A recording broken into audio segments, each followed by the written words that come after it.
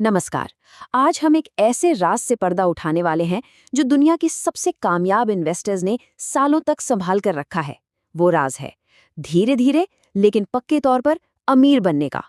अच्छा, इस पूरी कहानी को समझने के लिए चलिए एक सवाल से शुरू करते हैं। सोचिए, एक बिल्कुल आम सा इंसान दुनिया के सबसे अमीर इन्वेस्टर्स में से एक बन गया। आखिर कैसे?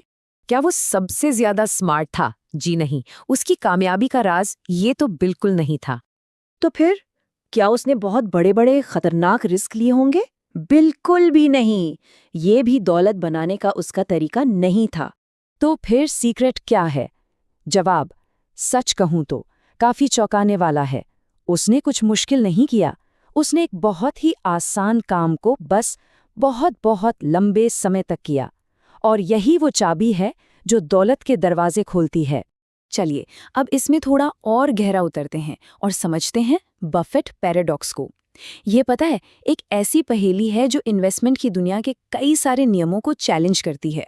अब जरा इस टाइमलाइन पर नजर डालिए। ये वॉरेन बफेट की कहानी है और इसमें जो सबसे हैरान करने वाली बात है वो ये कि उनके 99% से भी ज्यादा दौलत 50 साल की उम्र के बाद बनी। सोचिए, सालों तक सब कुछ बहुत धीरे धीरे चला और फिर अचानक से सब कुछ आसमान छूने लगा। तो सवाल ये उठता है कि भाई ऐसा हुआ क्यों?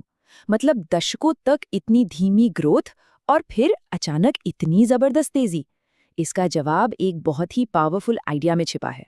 और वो आइडिया है कंपाउंडिंग का जादू। ये कोई मुश्किल फॉर्मूला नहीं है, बल्कि ये समय और सब्र का एक सीधा साधा खेल है। तो ये कंपाउंडिंग आखिर है क्या? चलिए बिल्कुल आसान भाषा में समझते हैं। इसका मतलब है कि जब कोई पैसा इन्वेस्ट करता है तो उसे उस पर रिटर्न मिलता है।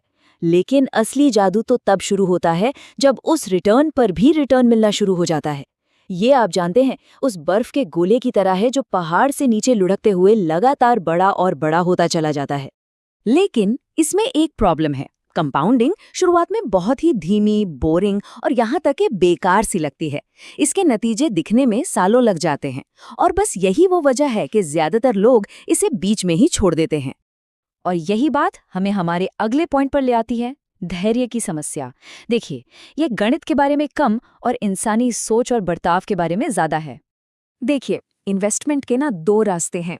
एक है कंपाउंडिंग का रास्ता, लंबा, स्थिर और भरोसेमंद। और दूसरा है जल्दी मुनाफे का रास्ता, जिसमें लोग बार बार अपनी स्ट्रैटेजी बदलते हैं और मार्केट के उतार चढ़ाव का फायदा उठाने में लगे रहते हैं।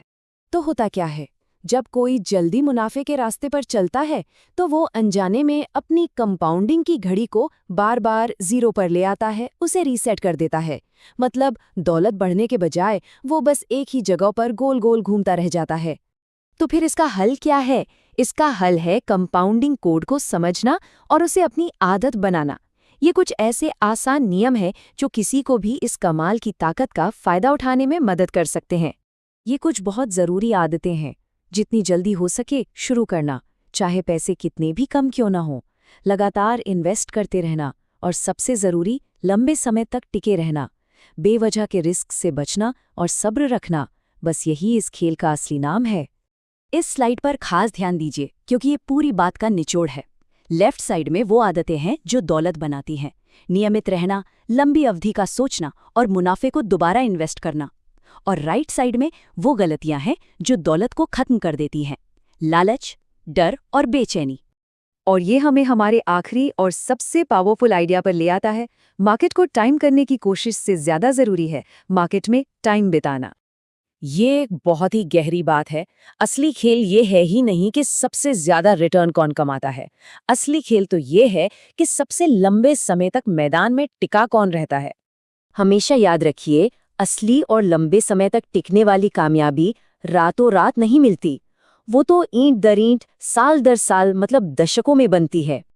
तो आखिर में सवाल बस एक ही बचता है, क्या खरगोश बनना बेहतर है जो तेजी से दौड़कर थक जाता है, या फिर कछुआ जो धीरे धीरे लेकिन लगातार चलकर अपनी मंजिल तक पहुंच ही जाता है? फाइनेंशियल फ्रीडम का रास्ता इसी दूसरे ऑप्शन में छिपा है।